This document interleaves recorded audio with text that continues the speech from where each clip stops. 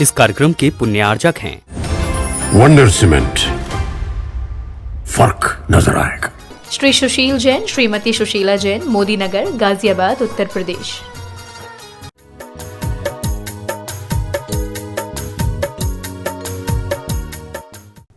जय हो। इसके बाद जिज्ञासा रखेंगे हमारे श्रीमान पवन जी, मयंक इलेक्ट्रॉनिक्स, और तैयार रहेंगे आपके अनन्य भक्त जिनका गुरुमुख से आज अभी नाम का उच्चारण हुआ है, ऐसे श्रीमान तिलक यादव जी। मेरे परिवार के एवं मेरे मित्रों के परम उपकारी गुरुदेव के चरणों में कोटिशा नमन। छुल्लक एलक महाराज जी के चरणों में नमन। महाराज जी, एक गुरुदेव, एक बार बार मन में शंका होती है, प्रचलन में आता है कि लोग कहते हैं कि गुरु और भगवान कुछ देते लेते नहीं है। अब लेते नहीं है तो समझ आ गया, देते हैं ये समझ नहीं आया। मेरे भगवान 9 लब्धियों के मालिक हैं तो देते कैसे नहीं हो? फिर उनके गुरुदेव तो ऐसे, हमारे गुरुदेव तो ऐसे कि हर काम को मल्टीप्लाई करते हैं। अब फिर लोग ऐसा क्यों कहते? फिर मेरे मन में ये भी आता है कि अगर उपकारी का उपकार नहीं माना तो फिर क्या मानूं? क्या मैं पाप का भागीदार हूं कि उपकारी का उपकार भी नहीं मान सकता? और लोग ऐसा कहते हैं कि देते कुछ है नहीं। प्रकृति कभी किसी को फल देती नहीं है, लेकिन सदा पेड़ की छाया दुनिया को मिलती रहती है। पेड़ फलता है और वो फल करके जो अपना रूप धारण करता है उसको स्वतः ही स्वभाव से सारे जगत को फल मिल जाते हैं। गुरुओं का लेन देन का सवाल, गुरु कुछ नहीं देते हैं, ये गुरु का कहना है। भक्त तो यही कहेगा सब कुछ मेरे पास गुरु का है। ये गुरु की भाषा है।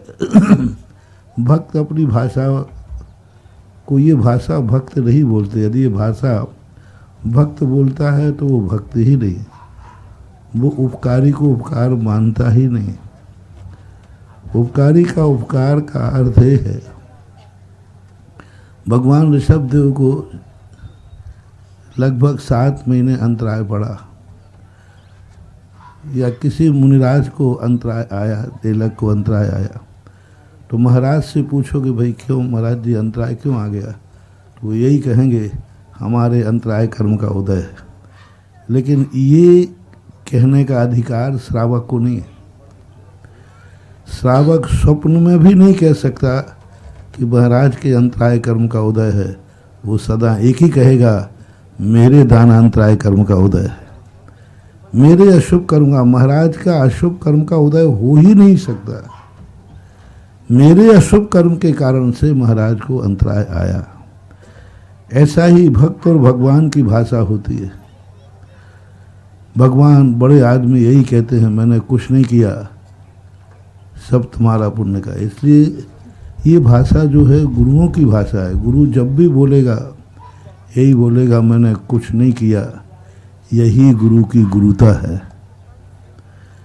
यही गुरु की महानता है कि वो सब कुछ देने के बाद भी कहते मैंने कुछ नहीं दिया। और श्रावक का ये कर्तव्य होता है, वो ये भाषा नहीं बोल सकता। यदि सच्चा भक्त है तो वो तो सदा यही बोलेगा। कोई कहे कि भैया गुरु से पूछा था, तो वो कहते हमने तो कुछ नहीं किया ललितपुर वालों को।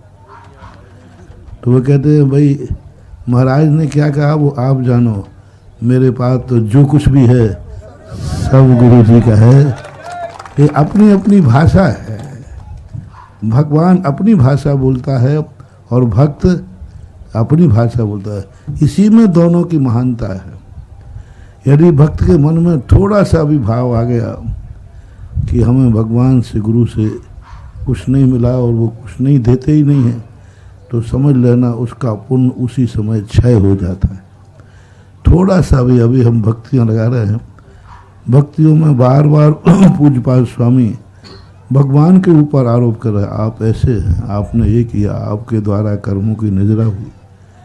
और भगवान का जब पक्ष देखा तो भगवान कहते भाई मुझे तो पता नहीं। सूरज को पता नहीं है किस आंगन में रोशनी जा रही है, आंगन को पता है कि सूरज की रोशनी का महत्व क्या है। सूरज को पता नहीं है कि रोशनी किस आंगन में जा रही है, लेकिन आंगन को पता है कि मेरे घर का उजाला सूरज से है। बस ऐसा मानना चाहिए। जय हो। झोलियां भर गईं सबकी, कोई खाली न गया, ऐसे हैं मेरे गुरुदेव। और हमारी निधियां ज्यों की तो लबालब अभी भी भरी है। जय हो, जय हो, जय हो। अक्षय निधि का भंडार है। इसके बाद जिज्ञासा करेंगे श्रीमान तिलक यादव जी, जो कि समाजवादी पार्टी से कई बार जिलाध्यक्ष रहे हुए हैं और गुरुवर के अनन्य भक्त हैं। अभी पूज्य गुरुवर ने आपका ही नाम लिया और इस गांव को स्मरण किया कि किसी भक्त के नाम से यदि किसी गांव का स्मरण होता है तो ये हमारे उन भक्तों के लिए बहुत बड़े सौभाग्य की बात है कि गुरु के मन में, हृदय में एक भक्त का नाम अभी तक बसा हुआ है और पता नहीं कब तक बसा रहेगा। चलिए, गुरुवर भगवान के चरणों में नमन करते हैं सभी, और जो गुरुबंद बैठे हैं सबके चरणों में नमन करते हैं। गुरुजी, आप जे हम और हमारा परिवार सब धन्य हो गया, आपके आशीर्वाद मिला, आपका स्नेह हमें मिला, इसके लिए हमारा पूरा गांव आज धन्य हो गया। आप जय हो। यहाँ रात्रि विश्राम करेंगे तो मतलब हमारे गांव में वाकई जो है एक कल्याण हमारे गांव का हो गया। गुरुजी, आपने पूरा हमारा जो बुंदेलखंड का इलाका है ज़्यादातर गरीब इलाका है, और इस बुंदेलखंड के आगे का तो हमें ज़्यादा पता नहीं है, लेकिन बुंदेलखंड में जितने तीर्थ हैं उन तीर्थों को आपने हजारों साल के जो तीर्थ थे उन तीर्थों का एक तरीके से मान इतना बढ़ाने का काम किया है कि ये हजारों साल तक जनता और लोग आपके ऋणी रहेंगे। जय हो।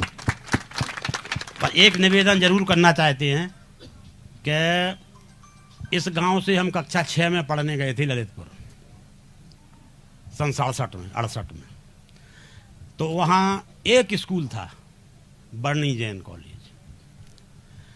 तो हमने कहा ये बर्नी जी कौन थे, क्या थे, किन्ने, तो पता लगा कि एक बर्नी जी थे, गुरु मुनि थे, उन्होंने ये स्कूल बनवाया कॉलेज, और उस कॉलेज से हम जैसे लाखों लड़के आज इस जीवन में संघर्ष कर रहे हैं, आगे बढ़े, कुछ अधिकारी बने, IAS IPS से लेकर पूरे देश और दुनिया में उन्होंने नाम कमाया। तो वो बरनी जैन इंटर कॉलेज का प्रभाव है कि हम आज यहाँ खड़े हैं। जय हो। और मेरे जैसे लाखों। तो गुरुजी बस एक विनती जरूर करना चाहते हैं कि एक इस क्षेत्र में गरीब लोग रहते हैं, एक इस क्षेत्र में एक ऐसा विश्वविद्यालय बनवा दें, आपकी कृपा हो जाए तो ये धन्य हो जाएगा। हजारों साल तक वो लोग आपके ऋणी रहेंगे। एक जो है, और वहाँ हम ये चाहते हैं कि वहाँ धर्म का भी की शिक्षा हो और विज्ञान की भी शिक्षा हो, और हर तरह के जो धर्म हैं उनके बारे में भी PhD से लेकर सब हो, और आपकी कृपा हो जाएगी तो बुंदेलखंड का हमारा ये इलाका, ये 10-20 जिले आते हैं जो, ये सब धन्य हो जाएगा। गुरु जी बहुत अच्छा है। देखो, पहले तो जब क्षेत्रों की जहाँ तक बात आई, हमें तो आपने खंडहर ही सौंपे थे। देवगढ़ की हालत आपको मालूम है। पहली बार जब इंद्रधनुष मंडल विधान था, यहाँ बहुत ज़्यादा डर था, भय था, जंगली एरिया है, पर इन्हीं लोगों ने, तिलक जैसे सभी लोगों ने यहाँ मिलकर के एक ही बात कही थी, महाराज भले कितना भी डर हो, लेकिन हम उन्हीं भयानक स्थानों पर हम लोग निडर होकर रहते हैं। और विधान हुआ था इंद्रध्वज महामंडल विधान, पहली बार सैकड़ों सालों के बाद। उसके बाद जो स्थिति बनी वो आपके सबके सामने है। और जहाजपुर की तो हालत कुछ भी थी ही नहीं, लेकिन फिर भी समाज, तुम्हारे ललितपुर की समाज हमारे साथ पहाड़ से सिर फोड़ती रही। लोग यही कहते थे महाराज जी, पहाड़ देवगढ़ में और जहाजपुर में आप पहाड़ से सिर फोड़ रहे हो। मैंने कि दुनिया के ना जाने कहाँ कहाँ सिर फूटते हैं, हमारा देवगढ़ में फूट जाएगा तो कोई बात नहीं है। लेकिन बहुत सबकी भावना अच्छी थी। पहाड़ी फूटा है, सिर अभी भी सलामत जय हो है। जय हो जय हो। और अब देखो कितना बड़ा कार्य दोनों स्थानों पर होने जा रहा है, जिनकी कल्पना नहीं थी। दूसरी बात, वर्णी जी आए थे और उन्होंने एक विद्यालय की स्थापना की। मेरे सामने उस समय बहुत सारे आसपास के लोग आए थे। ललितपुर में था, अध्ययन लोग भी थे, गांव के लोग भी आए थे ललितपुर की बस्ती के। उन्होंने एक मांग की थी कि बच्चों के लिए तो वर्णी जी कर गए, बच्चों के लिए आपसे भावना रखते हैं। और उन्होंने ये भावना रखी। दीपचंद जी मास्टर साहब थे, तो सब लोग जैन अजैन बहुत सारे बैठे थे हटा मंदिर के अंदर। और उसी समय मैंने कहा कि इस पर विचार, जब सबकी भावना होती है तो करना चाहिए। तो उसी समय बच्चों के लिए तो वर्णी जी ने कहा, कन्याओं के लिए कन्या इंटर कॉलेज उसी साल ललितपुर में खोला। जय हो। आज 600 बच्चियां लगभग सब। और अभी मैं गया था वहाँ, जब बच्चियों को देखा, ऐसी बच्चियां जिनके पहनने को भी कपड़े नहीं हैं, कापी किताब नहीं है, फीस नहीं है, अभी उन सब बच्चियों को हम निःशुल्क करके आए। जय हो जय हो। कोई भी बच्ची बिना पैसे के कारण से कॉलेज से बाहर नहीं जाएगी। फीस नहीं है तो कोई बात नहीं, उसके लिए जैसी परिस्थितियां हैं पढ़ाओ। क्योंकि कन्याओं के संबंध में ललितपुर में कमी थी और आज वो उसने पूर्ति कर दी।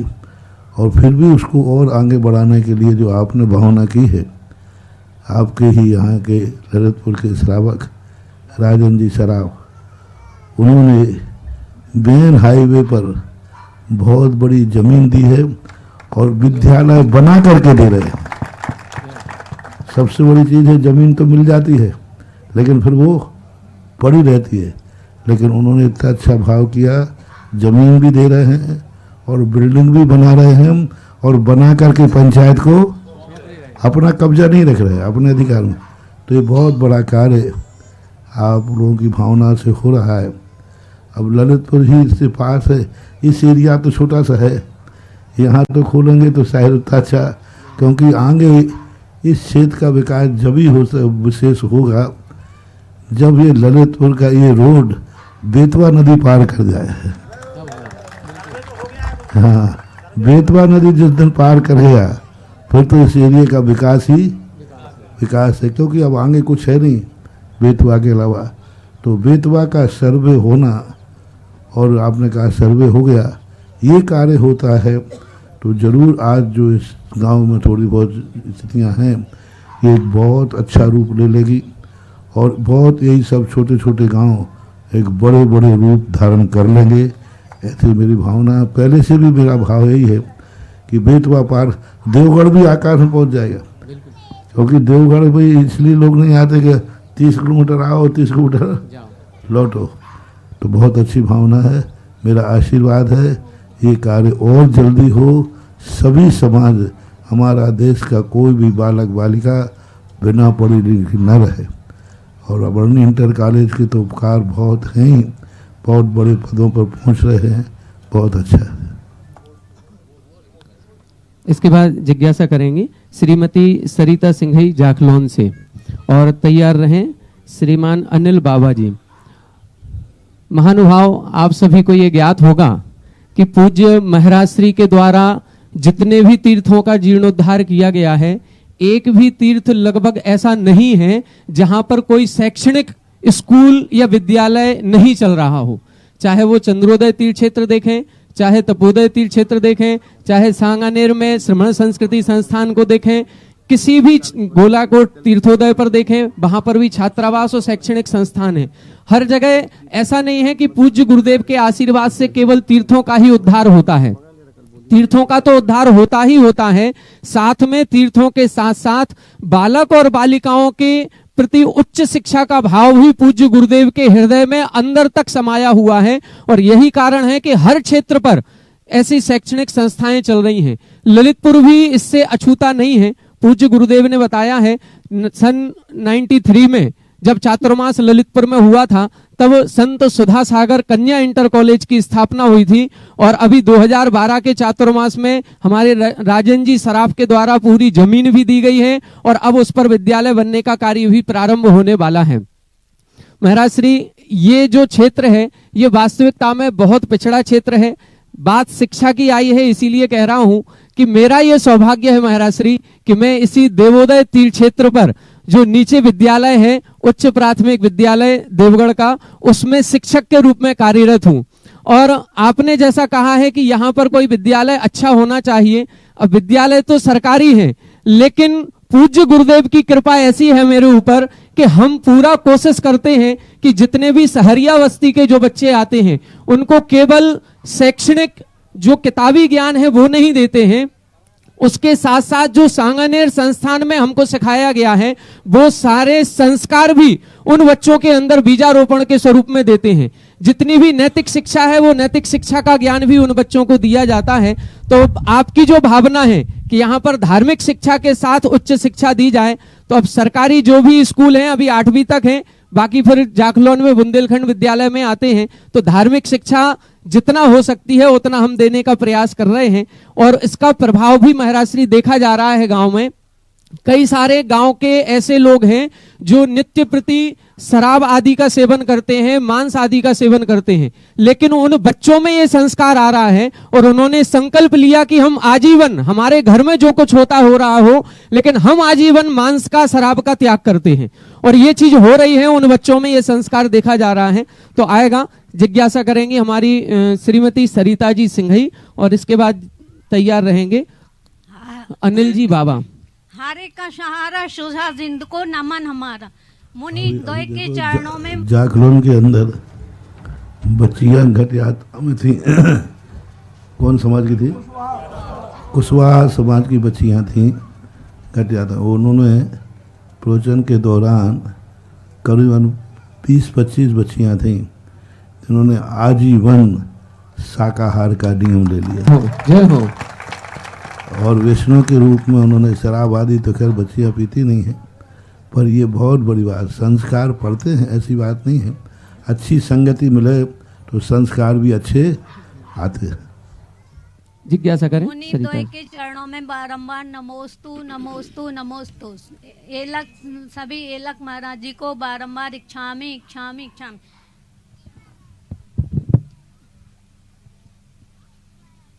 महाराज जी, जिज्ञासा आचार्य श्री ने हमारे लिए संदेश दिया था कलाऊ एकता बलम का, लेकिन हम लोग समाज के लोग और अपने परिवार के ऊपर एक नीति क्यों नहीं अपना पा रहे हैं।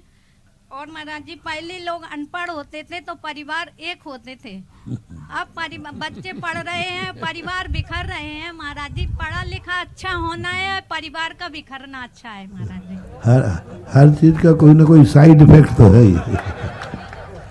अच्छाइयाँ भी हैं तो उससे बुराइयाँ भी हैं। कलौ एकता बलम ये सूत्र है, इसको लोगों सभी के लिए है, घर के लिए भी, समाज के लिए भी, राष्ट्र के लिए भी। हमारा देश जब भी गुलाम हुआ है इसी कारण हुआ। हाँ, हम फूट डालते, अंग्रेज हम में फूट डालते गए और हम गुलाम होते गए। भारत देश यदि एक संगठित रहे तो मेरा दावा है पूरा विश्व एक तरफ हो जाए, और भारत देश यदि मुट्ठी में रहे सभी, तो उनकी मजाल नहीं है कि भारत देश में आंख भी उठा ले। लेकिन उनकी नीति है कि फूट डालना और अपन टूट जाते हैं। जहाँ जिस प्रकार के संगठन की जरूरत है वो होना चाहिए। जब राष्ट्र की बात आए, हम सब एक हैं, कोई जाति नहीं, कोई धर्म नहीं, कुछ नहीं, ना हमारा कोई धर्म है ना हमारी कोई जाति है। मात्र राष्ट्र की बात है तो हमारा देश मात्र, हम भारतीय हैं, राष्ट्रवादी हैं। जब समाज की बात आती, मानव की बात आती, तब हमें मानवता का देखना चाहिए कि मानव का रूप। जब परिवार की बात आए तो परिवार को भी जैसे बने तैसे संगठित रहना चाहिए, पर नहीं रहने का कारण एक दो हो जाते हैं। जहाँ थोड़े बहुत पढ़ लिख जाते, ऐसी बात नहीं है, कई पढ़े लिखे लोग भी आजकल एक साथ रहना पसंद कर रहे हैं, ठोकरें खा के कर रहे हैं, लुट पिट के कर रहे हैं। आज बड़े बड़े लोग महसूस कर रहे हैं कि एक साथ रहने में कितने लाभ हैं और अलग अलग टूट कर रहने में कितनी हानियां हैं। और फर्क इतना है कि पहले लोग साधु संतों की बात मान करके स्वीकार कर लेते थे, अब लोग ठोकर खाने की बात स्वीकार करते हैं। करना तो पड़ेगा, ठोकर खा लेते हैं, उसके बाद उनको याद आता है तो हो रहा है, ठोकर खा के चेतेंगे, चेतना तो पड़ेगा। जिज्ञासा रखेंगे जाकलोन पाठशाला के सभी बहनें और बच्चे। इसके बाद तैयार रहेंगे देवोदय तीर्थ क्षेत्र देवगढ़ के महामहिम और इस पंचकल्याणक प्रतिष्ठा महोत्सव के महायज्ञ नायक महामंत्री श्रीमान संजीव जी सीए। पूछो मेरे दिल से यह पैगाम लिखती हूँ, पूछो मेरे दिल से यह पैगाम लिखती हूँ, गुजरी बातें तमाम लिखती हूँ, दीवाने हो जाती है वो कलम, दीवानी हो जाती है वो कलम, हे गुरुवर जिस कलम से आपका नाम लिखती हूँ, आपका नाम लिखती हूँ। गुरुदेव, मैं प्रतिभा स्थली की छात्रा आपके चरणों में शत नमन। हम सभी पाठशाला के बच्चों की तरफ से बारंबार नमोस्तु नमोस्तु नमोस्तु। गुरुदेव, आप हमारे नगर में आइए, हम सबका सौभाग्य है, उससे भी बड़ा सौभाग्य हम सभी पाठशाला के बच्चों का है। गुरुदेव की पाठशाला इतने टाइम से रुकी हुई थी, आपके आने से, आपके समय से, आपकी कृपा दृष्टि से वो कार्य पूरा हुआ। गुरुदेव, आपने उद्घाटन किया। गुरुदेव, हम सभी का ये बहुत बड़ा सौभाग्य है। हे गुरुदेव, हम सभी की जिज्ञासा है कि पाठशाला चलती रहे, कुछ भी हो जाए, विवाद हो जाए, बट रुकनी नहीं चाहिए पाठशाला, इसका समाधान करे गुरुदेव। देखो, जो भी चीज़ है, भगवान का मंदिर भगवान से नहीं चलता, भगवान के भक्तों से चलता है। कितने मंदिर में जिसमें भगवान बैठा है लेकिन वे मंदिर उजड़ गए क्योंकि वहाँ भक्त नहीं है। भगवान तो है लेकिन भक्त नहीं। आज यही देवगढ़ की स्थिति क्या थी, भगवान तो सैकड़ों थे, कमी किसकी थी बस। और भक्त जहाँ हो जाए भगवान की ताकत भी 100 गुनी हो जाती है। पाठशाला है, जाकलोन की पाठशाला की चर्चा है। जाकलोन के लोग यदि हर व्यक्ति ये नियम कर ले कि जो भी जाकलोन में बच्चा रहता है 5 साल से लेकर के 15 साल तक के नियम से पाठशाला भेजेंगे तो ये पाठशाला कभी बंद होगी ही नहीं। अक्सर कर क्या होता है कि आजकल की माताएं बहनें बच्चों को पाठशाला भेजती नहीं, और इनको जब याद आता है जब बच्चा इनका बिगड़ जाता है, फिर कहते हैं महाराज जी मेरा बच्चा बिगड़ गया, मेरे काबू में नहीं है। तो वो इसीलिए तो पाठशाला थी। पाठशाला इसलिए नहीं बुला रहा हूँ कि तुम्हारा बच्चा बच्ची भगवान बन जाए, महाराज बन जाए, साध्वी बन जाए। पाठशाला इसलिए मैं चला रहा हूँ कि वो बड़े होने के बाद अपने माँ बाप को पहचानते रहें। भगवान को पहचाने या नहीं पहचाने, लेकिन बड़े होने के बाद माँ बाप को तो पहचाने। आजकल के छोकरे तो माँ बाप को भी पहचानना भूल रहे। इसलिए पाठशाला में वो संस्कार दिए जाएं जो बड़े होने के बाद तुम्हारी इज्जत रख सकें, तुम्हारी मर्यादा रख सकें। जो इज्जत तुम्हारे ने कमाई है वो इज्जत तुम्हारे बाल बच्चे रख सकें, इसलिए पाठशाला भेजना है। पाठशाला का उद्देश्य मात्र धर्म ही नहीं है। पाठशाला का उद्देश्य समाज में, संसार में कैसे व्यवस्थित रहें, कैसे संस्कारित रहें, अभिमन्यु जैसे जीवन व्यतीत नहीं करना। पाठशाला वो कहानी है। अभिमन्यु के लिए देखो चक्रव्यूह में प्रवेश करना सिखाया या सीख पाया, लेकिन निकलना नहीं सीख पाया तो उसका अंत कैसा हुआ? बहुत बुरा हुआ। ऐसा ही आप संसार में प्रवेश करना तो बच्चों को सिखा रहे हो, व्यापार सिखाओगे, पढ़ाओगे, लिखाओगे, नौकरी कराओगे, सब करोगे। ये संसार में प्रवेश करा दिया, लेकिन इस संसार से निकलना कैसे है ये पाठशाला सिखाएगी। अन्यथा तुम्हारा बेटा इस संसार में ऐसा उलझ कर अभिमन्यु जैसा मरेगा और मरते समय बद्दुआ देगा कि पिताजी यदि निकलना नहीं सिखाना था तो प्रवेश करना क्यों सिखाया? क्यों सिखाया? संसार में प्रवेश करा दिया लेकिन निकलना क्यों नहीं सिखाया? ये बद्दुआएं बेटे ना दे सकें, ये बद्दुआएं बेटे ना दे सकें, बिटियां ना दे सकें, इसलिए हम पाठशालाएं चलाते। वृद्ध अवस्था में जाकर के माँ बाप को पहचान सकें, अपनी मर्यादा, अपनी कुल की, अपने धर्म की, अपनी शान की, सौगात की, अपने माँ बाप के, इसलिए पाठशालाएं। इसलिए जाखलोन के हर व्यक्ति, कितने लोग बैठे हैं जाखलोन के यहाँ? तो आज सब लोग एक नियम ले लें कि जो बच्चा हमारे जाखलोन में बाहर है वो बात अलग है, जाखलोन में रहता है तो हम प्रतिदिन 8 पौन घंटे के लिए पाठशाला, ज़्यादा नहीं 1 घंटे ही काफ़ी है, 1 घंटे के लिए पाठशाला भेजेंगे। अब हाथ उठाएं। यहाँ है तो, बाहर है तो कोई बात नहीं, परीक्षा है वो कोई बात नहीं, लेकिन यहाँ है तो पाठशाला भेजना है। यदि तुम पाठशाला भेजते रहे तो मैं दुनिया में कहीं भी रहूँगा, इस पाठशाला को आशीर्वाद है कभी बंद नहीं होगी।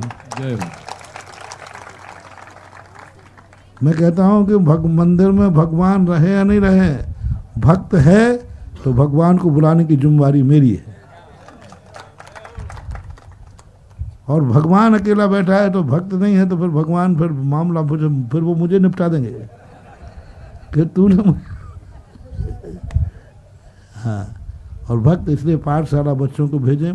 और आज बहुत अच्छा संकल्प लोगों ने किया है, हमने 5 महामहिम बनाए और भी 5-7 महामहिम बन जाएं जो पाठशाला के लिए संचालित करें।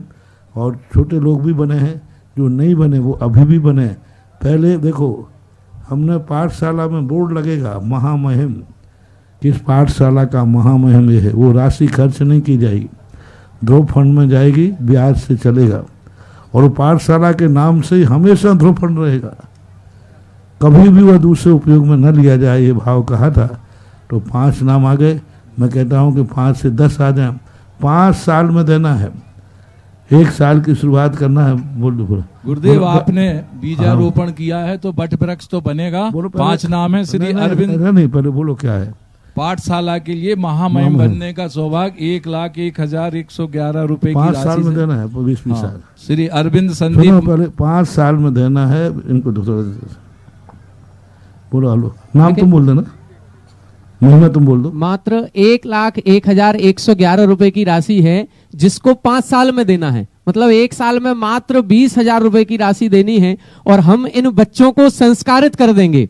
ये जो पाठशालाएं चल रही हैं जीवन भर चलती रहेंगी, मात्र 20,000 रुपए साल भर के खर्च में। तो ऐसे महामहिम अभी सुबह प्रातः काल पूज्य महाराज श्री की भावना अनुसार मात्र 5 लोग हुए। संस्थान से संचालित है, सांगानेर संस्थान से संचालित करना इसको। भारतवर्ष में 650 पाठशालाएं चल रही हैं एक संस्थान के माध्यम से, सांगानेर से। उसमें आप अपना रजिस्ट्रेशन, ललितपुर की सब पाठशालाएं हैं, इनसे आप बात कर लेना तो रजिस्ट्रेशन हो जाएगा। तो इसमें मतलब ज्ञान दान है, अपने बच्चों का भी ज्ञान बढ़ाना है, तो ये ज्ञान दान के माध्यम से रहेगा। इसलिए इसमें 5 से 10 लोग यदि हो जाते हैं तो हमेशा चलेगा। अब नाम बोलो। श्री अरविंद कुमार, संदीप कुमार, मनीष कुमार, इनकी पहली किस्त भी आ गई है। श्री सुरेश, अंकित, अतुल सिंघई जी, श्री शिखर चंद, अंकित जी, मोदी जी परिवार, श्री दीपक, पंकज, ब्याह परिवार, श्री जैन गिफ्ट परिवार, और 5100 रुपए वार्षिक हमेशा आजीवन संरक्षक सदस्य जो बने हैं। बड़े लोग नहीं बन पाते हैं, खेती राशि नहीं दे पाते हैं, वे कम से कम साल भर में एक बार, बार बार नहीं देना, साल भर में एक बार 5100 रुपया कोई ज़्यादा नहीं होता है जी। साल भर में एक बार पाठशाला के निमित्त से दिए देना है। ये संरक्षक कहलाएंगे। जी। श्री प्रकाश चंद अभिषेक सिंघई जी, श्रीमती सरिता सुनील कुमार, श्री अशोक कुमार निखिल जैन, श्री संतोष राजीव संजय जी रजत जी, सुनील जी ब्याह, सुधीर मोदी। और हम पाठशाला चलाने के लिए जो नित्य प्रति सदस्य के रूप में श्री प्रमोद जी सिंघई, श्री प्रमोद शशांक जी मोदी, हिमांशु मोदी, सुरेश मोदी, केतन मोदी, विमल मोदी। और ये तो पूरे जागरण के जितने जैनी हैं, कम से कम 1100 रुपया हर साल का, जब तक पाठशाला चलेगी प्रत्येक श्रावक को देना ही है। जी महाराज। यदि छोटे बच्चे भी अपने जेब खर्च दे देते हैं तो भी दे सकते हैं, ये ऐच्छिक रूप से है। चल इसी जाकलोन में महाराज सुनील जी सिंघई परिवार के बालक शुभम को आपने आशीर्वाद दिया था, पायलट के बनने की परीक्षा देने जा रहे थे, आज वो पायलट बन करके यहाँ आ गए हैं, आपका आशीर्वाद चाहते हैं। और हाँ जी, ये मैंने कहा भाई तू जमीन पे चलेगा कि आकार, बोले आकार में उड़ना है। आज ये बहुत बड़ी सफलता प्राप्त करके आए बेटा, आशीर्वाद हो रहा है। महाराज जी जय देवगढ़ है, देख लो जागरण का नाम अब जमीन पे नहीं आकाश वही पहुंच गया। महाराज जी जय देवगढ़ वही है जहां गुरुजी ने जलद जहाज की शुरुआत की थी। हमें पता नहीं आप हवाई जहाज की करेंगे कि नहीं।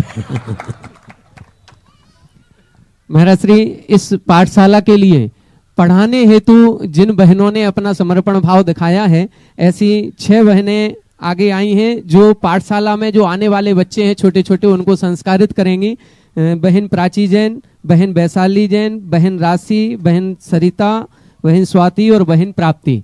ये निःशुल्क निस्वार्थ भाव से ये अपने इन गांव के बच्चों को, यहाँ हैं तो आ जाएं, पूज्य गुरुदेव के समक्ष आ जाएं, खड़े हो जाएं सभी 6 बहनें।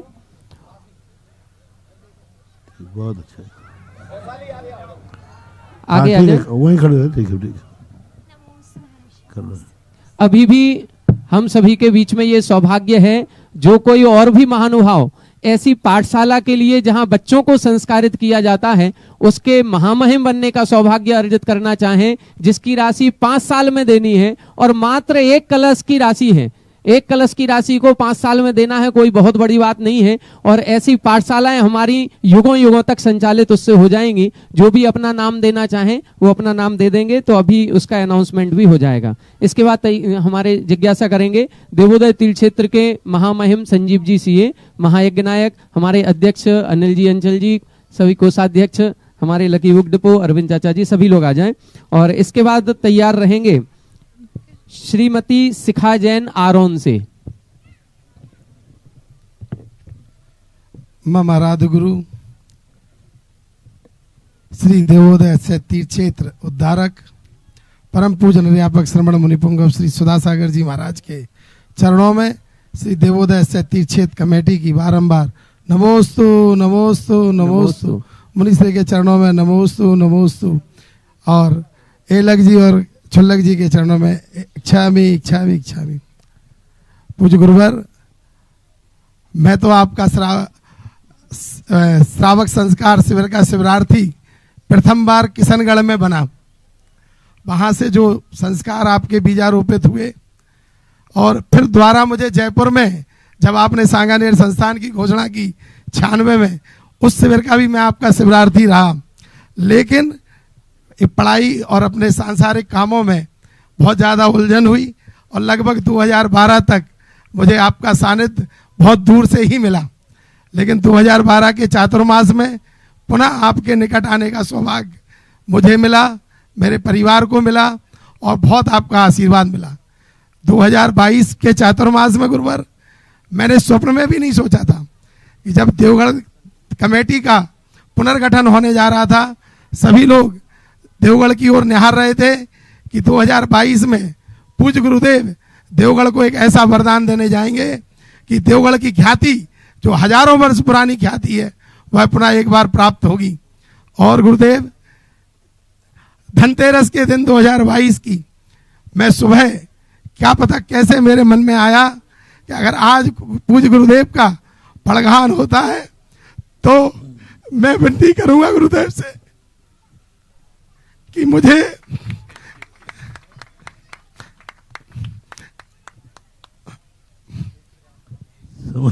समझ गया।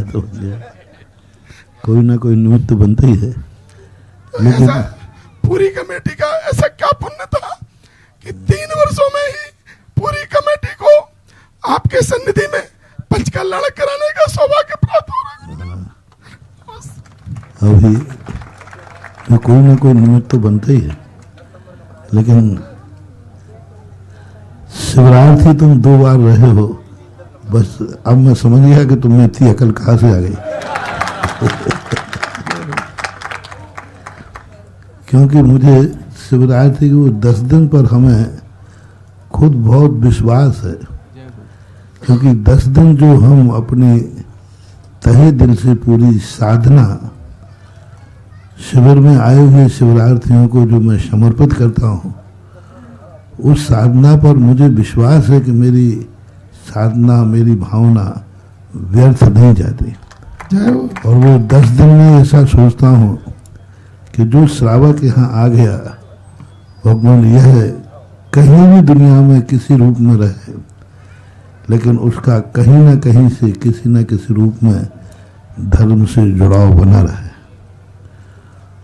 और परिस्थितियां तो आती हैं जाती हैं, लेकिन संस्कार जो गुरु तहे दिल से देता है, कितनी भी निकृष्ट परिस्थिति, मैंने कई बार देखा, आप लोगों पर भी अनुभव किए, कितनी भी निकृष्ट परिस्थिति में पड़ जाए, लेकिन गुरु का यदि दिया हुआ सच्चा संस्कार है तो उस निकृष्ट परिस्थिति से भी उसको निकाल देता है और कहीं ना कहीं से उसको स्वच्छ और पवित्र स्थान भेज देता है। और तुम शिवरात्रि रहे हो, बहुत अच्छा है। अब देवगढ़ की बातें, चलो देवगढ़ में चर्चा करेंगे। और निमित्त धनतेरस बन गया, अनायास योग का बना, और ऐसा निमित्त बना कि अब धनी धन तेरस तो हटा दो, अब क्या बच गया? धन बच गया। और धन को यदि सही ढंग से मोड़ दिया जाए तो धन के बाद धन्य तेरस हो जाती है। जय हो, जय हो, जय हो। चाहे व्यक्ति धन से धन्य बन सकता है।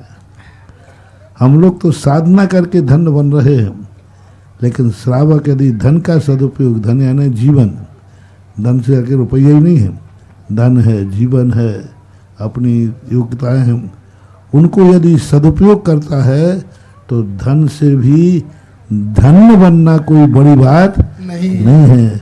तुम धनतेरस से धन्य बनने की तरफ बढ़े हो, बहुत अच्छा है।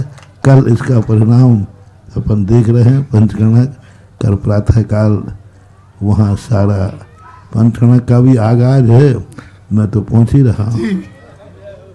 आदरणीय महानुभाव, कल दिनांक 28 मार्च 2026 को सुबह हम सभी, दिन शनिवार को हम सभी एक साथ इकट्ठे होंगे और सैपुरा ग्राम से पूज्य गुरुदेव का विहार, सत्संग विहार कराते हुए अगवानी करेंगे और साथ में घट यात्रा और ध्वजारोहण का प्रथम दिवस श्री देवोदय स्थित तीर्थ क्षेत्र चक्रवर्ती पंचकल्याणक में पूज्य गुरुदेव के सानिध्य में होना है। बड़ी से बड़ी संख्या में सभी जैन जैनेतर समाज और पूरे ललितपुर और आसपास की समाज, देवगढ़ कमेटी सभी का आह्वान करती है कि अधिक से अधिक संख्या में सभी लोग इकट्ठे हों और महती धर्म प्रभावना के साथ कल देवोदय तीर्थ क्षेत्र के तीर्थ चक्रवर्ती पंचकल्याणक का आगाज पूज्य गुरुदेव के आशीर्वाद, सत्संग आशीर्वाद में करें। जय जिनेन्द्र। पूज्य गुरुदेव, एक छोटी सी जिज्ञासा और है। मेरे मन में हर बार भाव महायज्ञ नायक बनने के क्यों आते हैं? किसी और दूसरी बोली पर बोलने के भाव ही नहीं बनते हैं गुरुदेव। तुम पर्सनालिटी से महायज्ञ नायक ही थी।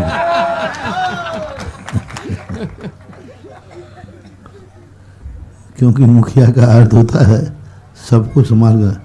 पहली कमेटी है जिसमें मंत्री की ज्यादा चल रही है, अध्यक्ष पीछे खड़ा है। हमारे अध्यक्ष जी हमारे हमेशा साथ रहते हैं गुरुदेव। नहीं तो अध्यक्ष की ज्यादा चलती, मंत्री तो पीछे रहता है। लेकिन तुम्हें अध्यक्ष भी इतना अच्छा मिला कि वो खुश है कि हमारा मंत्री काम कर रहा है। हमेशा एक ही बात कहते हैं तुम्हारे अध्यक्ष जी, महाराज मुझे करने की जरूरत नहीं, लोग इतना अच्छा काम कर रहे हैं कि मैं खुश हूँ। और आज तक बोले हमारे मन में कभी ये भाव नहीं आया कि ये लोग मेरे बिना पूछे मुझे पूछ ही नहीं रहे हैं। मेरी सबसे बड़ी पूछ है कि इन लोगों ने पसीना बहा करके देवगढ़ का जो कार्य किया है, यही मेरी सबसे बड़ी पूछ है। इन्होंने अभी ललितपुर में कहा था, महाराज जी हमें कुछ नहीं, हम खुश हैं, बहुत खुश हैं कि सब लोग बहुत अच्छा काम कर रहे हैं, कोई भी चीज़ वहाँ गलत होने का सवाल ही नहीं है, सब अच्छा ही अच्छा हो रहा है। तो यही यज्ञराय के लक्षण होते हैं। जय हो गुरुदेव। नमोस्तु भगवान, नमोस्तु भगवान, नमोस्तु। महानुभाव, जो अभी पाठशाला की चर्चा यहाँ पर चल रही थी, पाठशाला के लिए एक महामहिम का नाम हमें प्राप्त हुआ है, जिन्होंने अभी पूज्य गुरुदेव का आशीर्वाद ग्रहण किया और इसी जाखलोन भूमि के हैं और पायलट बनकर के जिन्होंने एक जाखलोन का नाम आसमान में पहुंचाया है, अच्छा उन्होंने महामहिम बनने का सौभाग्य अर्जित किया है। शुभम जी, आयुषी, सुनील जी, सिंघई, समस्त परिवार। और इस पाठशाला का जो नामकरण हुआ है, वो नामकरण भी अपन सभी लोग याद रखेंगे। आज से ये जाखलोन की पाठशाला इस नाम से जानी जाएगी, श्री चंद्र प्रभु विद्या सुधा पाठशाला जाखलोन। इसके बाद तैयार जिज्ञासा करें श्रीमती शिखा आरोन, और तैयार रहेंगे हमारे पाली से समस्त दिगंबर जैन समाज के सभी अध्यक्ष, मंत्री वगैरह सभी लोग। जय कुमार जी रसिया, अध्यक्ष जय कुमार जी आए हुए हैं, आ जाएं, आगे आ जाएं।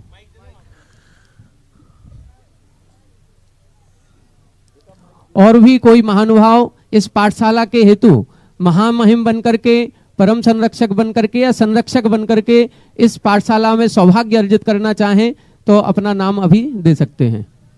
नमोस्तु नमोस्तु नमोस्तु गुरुवर, नमोस्तु गुरुवर। महाराज श्री, मेरी इच्छा है, मेरी जिज्ञासा यह है कि मैं जितना धर्म, ध्यान, पूजा, स्वाध्याय सब कुछ करती हूँ, उसके बाद भी मेरी परिवार की समस्याएं बनी रहती हैं, ऐसा क्यों है? देखो, धर्म आज वर्तमान की कमाई है और कर्म हमारा अतीत का किया हुआ है। अब अतीत में जो कर्म कर लेते हैं जैसे कोई अपराध करने के बाद सजा मिलती है और जेल में जाकर के वो धर्मात्मा हो जाए, तो वो जेल में जो धर्मात्मा हो रहा है ये वर्तमान का है, लेकिन जो सजा मिलती है वो अतीत की मिलती है।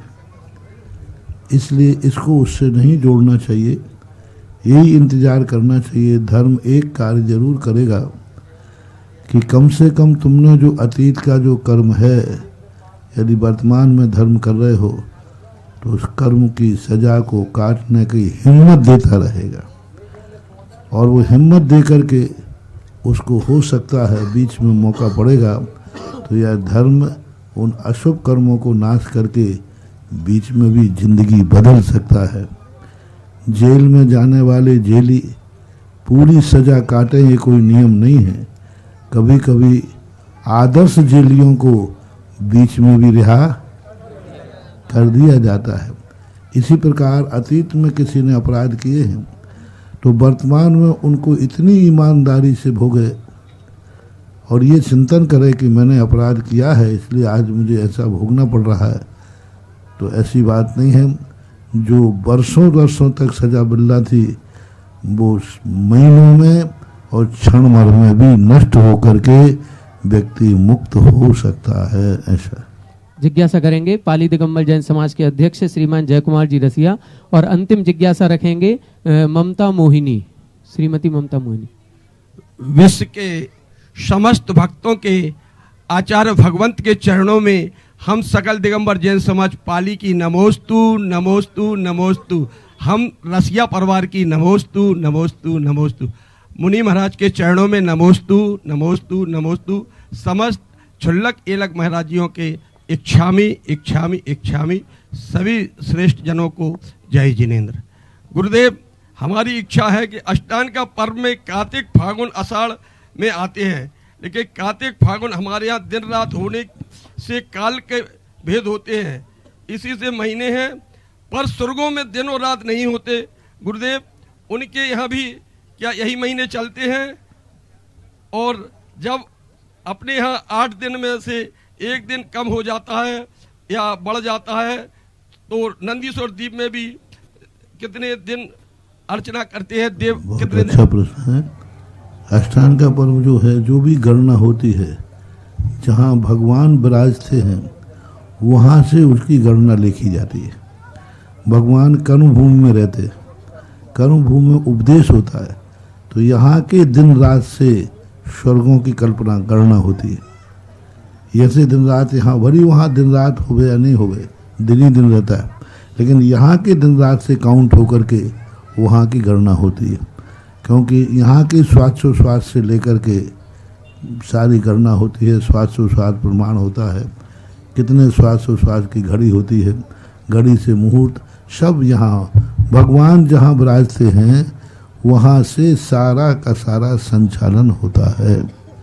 ऐसा नंदीश्वर जो तिथियाँ घटती बढ़ती हैं वो बराबर नंदीश्वर में भी घटती हैं। नंदीश्वर द्वीप में वो अवध ज्ञान से पूरे 8 दिन पूरा करते हैं। 8 दिन के जितने घंटे होते हैं वो 9 दिन भी हो सकते हैं, कम तो होते ही नहीं।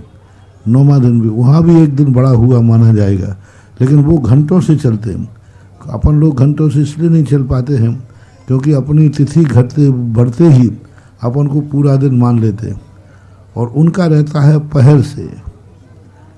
एक 24 घंटे में 4 पहर होते हैं, 8 पहर, 2 पहर होता है, 8 पहर होते।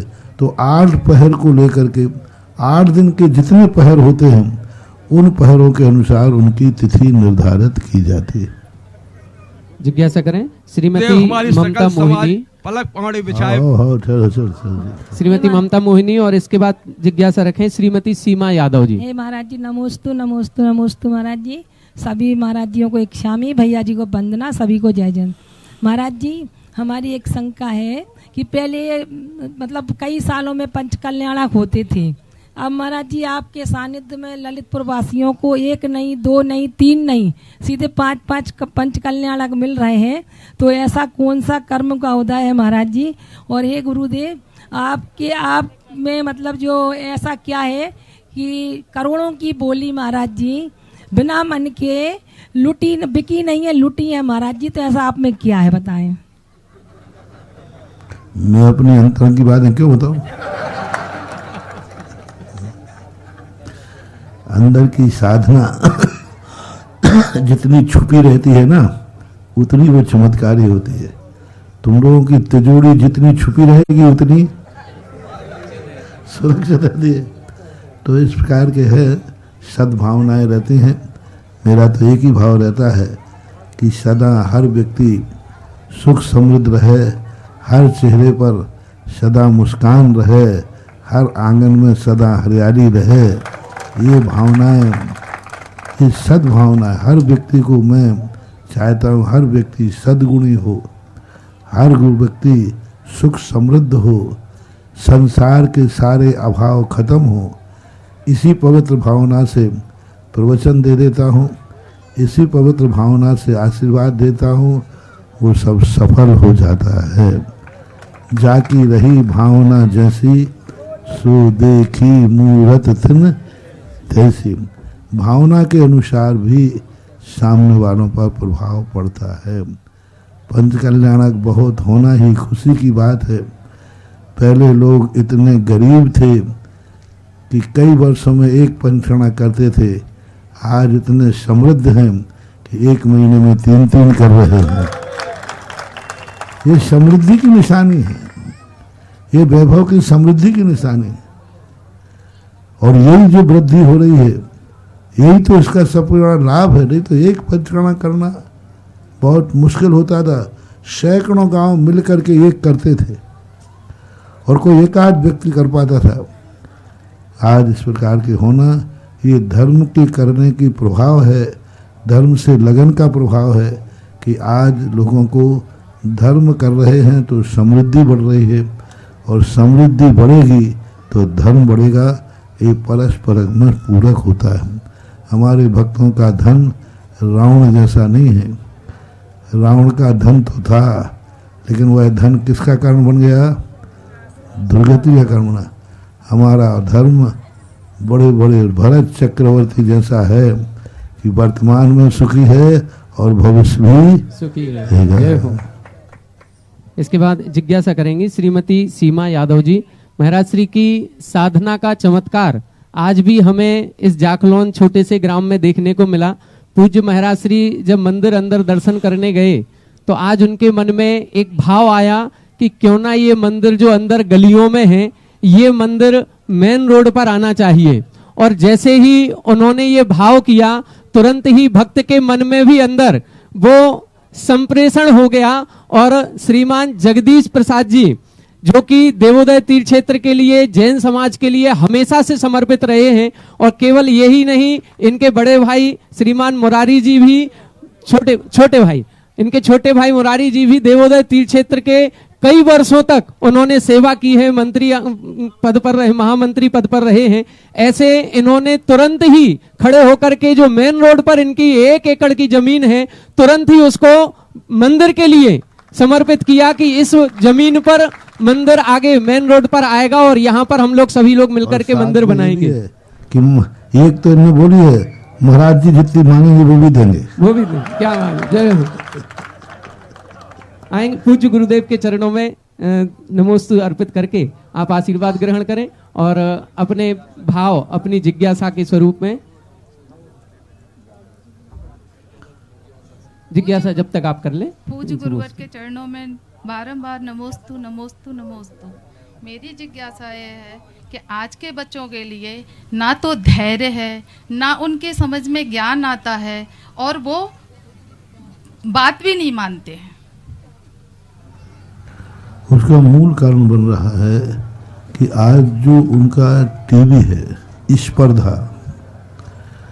पहले व्यक्ति अपने लोगों के बीच में रहते थे, अपने रिश्तेदारों के बीच में रहते थे, एक अपना एरिया था। मान लीजिए बुंदेलखंड है तो उसका संबंध बुंदेलखंड से होता था, ललितपुर जिला है तो ललितपुर से रहता था, सहपुरा गांव है तो गांव से रहता था। तो वो सारे संस्कार उसके अंदर भरे रहते थे। आज व्यक्ति के हाथ में दुनिया है, आज मोबाइल है, टीवी है, वो सारी दुनिया को देख रहा है, उसको भी देख रहा है जो हमारी कुल परंपरा से विपरीत है, उसको भी देख रहा है जो हमारे भारत देश के लिए विपरीत है। और बच्चा नहीं जानता कि देश कौन है और विदेश कौन है, वो तो आकर्षित होना जानता है कि ये वस्तु अच्छी है। अब वो ये नहीं जान रहा है कि ये वस्तु हमारे देश के लिए नुकसानदायक है। तो आज जो विश्वीकरण की जो नीति है, जो आज टीवी और मोबाइल आदि के माध्यम से उसको दिखा जा रहा है, वो सब कुछ मर्यादाएं तोड़ रहा है।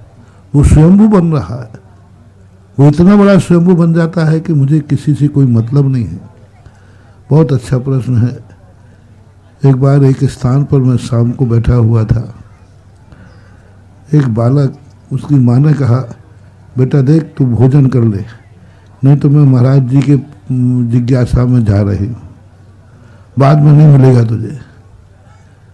मैं देख रहा था देखें ये बालक माँ के लिए क्या जवाब देता है। थोड़ी सी दूरी पर थे, क्षेत्र था, बालक ने जेब में हाथ डाला, जेब में हाथ डाल करके उसने 10 रुपए का नोट निकाला। बोले तुझे जहाँ जाना जा, मुझे जरूरत नहीं, मत देना, मेरे पास 10 रुपया है। वो चीज मेरे मन में इतना अटैक किया। एक छोटा सा बालक 10 रुपए में माँ की दरकार नहीं कर रहा है। कितना रुपया है? 10 रुपए में उससे माँ का कोई दरकार नहीं। उसने एक ही जवाब दिया, मुझे तेरी कोई जरूरत नहीं है, मत देना भोजन, मेरे पास 10 रुपया है। वो चीज आज भी मुझे घूमती है कि व्यक्ति द्वारा पहले लोग बच्चे के हाथ में 10 रुपया नहीं देते थे, बच्चे के हाथ में भली चॉकलेट दे देते थे, पैसा नहीं देते थे। अपने हाथ से बना के माँ रोटी खिलाती थी, तुझे जो खाना है यहाँ खा, घर में खा, बाहर नहीं जाएगा। आज बाजार का व्यक्ति खाएगा तो माँ को भूल जाएगा। पहले माँ की गोदी में बैठकर माँ के हाथ की रोटी खाता था, माँ खिलाती थी। आज माँ खिलाना पसंद नहीं करती है, पैसा देती है जाके बाजार में खा लेना। तो बाजार का खाएगा तो बच्चा की बुद्धि भी बोल दो ना बाजारी हो जाएगी। आज सबसे बड़ा दुर्गुण हम माताओं से सबसे कहते हैं, पहले बच्चा रोता था, माँ उसे गोदी में उठाती थी, छाती से लगाती थी, दुलारती थी। बच्चा सोचता था कि मेरे लिए कष्ट हुआ तो मेरा कष्ट माँ की गोदी में है। आज बच्चा रोता है तो माँ मोबाइल पकड़ा देती है, मोबाइल। अब बच्चा सोचता, अटैक करता बच्चे पे कि मेरा दुख किसने दूर किया, मोबाइल ने। अब वो सब भूल जाएगा। बड़े होने के बाद उसे तुमसे कोई मतलब नहीं है, उसके अंदर संस्कार है। जब भी मैं रोया मुझे मोबाइल ने चुप किया है, और पहले जब भी रोया मुझे माँ ने चुप किया है। ये छोटा सा संस्कार है लेकिन बहुत बड़ा प्रभाव पड़ रहा है। आज बच्चों का बाहर का खान पान, आज रेडीमेड खान पान, डिब्बा पैक खान पान, वो माँ के अंदर बनी हुई रोटी, माँ के अंदर बना हुआ पानी का गिलास, माँ के अंदर बनी हुई चाय, वो जो संस्कार था वो काम करता है। आज 24 घंटे में ऐसा नहीं जाता जब बच्चा कोई ना कोई चीज़ बाजार की ना खाता हो। और पहले बाजार की खाने के लिए मैं पूछता हूँ तिलक जी, तुम्हारी मम्मी के समय तुमने बाजार में कितनी बार खाया? माँ की बात पूछ रहा हूँ। शायद ही पहली बात तो मिलता ही नहीं था। इतवार को बाजार लगता था हमारे दाऊ जो है बाजार जाते थे, तो हम शाम को जब लौटते थे तो हम इस इंतजार में रहते थे कि आज जलेबी या कुछ तो आएगी। वो एक मजा था, आनंद था। अंतर कितना आ गया? वही मैंने कहा, चॉकलेट देती थी माँ, पैसा नहीं देती थी, चॉकलेट स्वयं लाके देती थी। जलेबी पिता स्वयं ला करके देगा, बेटे को नहीं भेजेगा जा बाजार में खा लेना। तो ये जो संस्कार आज अपने भारत देश में बड़ा चिंता का विषय है, चिंतनीय है कि हमारा भविष्य, हमारी भारतीय संस्कृति की रक्षा कहाँ तक कर पाएगा, ये विचारणीय है। फिर भी ऐसे आप लोग प्रश्न करते हो, हम जवाब देते हैं, कुछ ना कुछ प्रभाव। बुझते हुए दीपक को हाथ लगाने का प्रयास कर रहे हैं, शायद बच जाए यही। अगर हो जन्म दोबारा मानुष जन्म मिले, फिर से यही जिनालय गुरुवर शरण मिले, गुरुवर शरण मिले। नमोस्तु गुरुवर, नमोस्तु।